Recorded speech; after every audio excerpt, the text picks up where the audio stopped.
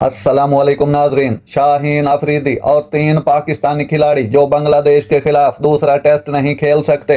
इतवार को पाकिस्तान का तबाहकुन आउट हुआ क्योंकि बांग्लादेश ने रावलपिंडी क्रिकेट स्टेडियम में पहले टेस्ट मैच में उन्हें 10 विकेटों से शर्मनाक शिकस्त दी। शकीब उल हसन और मेहदी हसन मिराज ने मेजबान टीम को बांग्लादेश के खिलाफ अपने अब तक के सबसे कम टेस्ट स्कोर तक महदूद रखने के बाद मेहमान ओपनर जाकिर हसन और शादमान इस्लाम ने अपनी कमांडिंग जीत को यकीनी बनाने के लिए 30 रन के मामूली हदफ का ताक़ुब किया।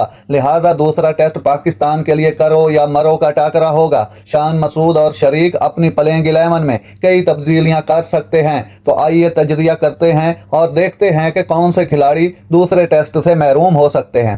पाकिस्तान के तेज गेंदबाज शाहीन अफरीदी बांग्लादेश के खिलाफ पहले टेस्ट में गैर मुतासर कुन रहे क्योंकि वो अपने 30 ओवर के स्पेल में सिर्फ 2 विकेटें ले सके।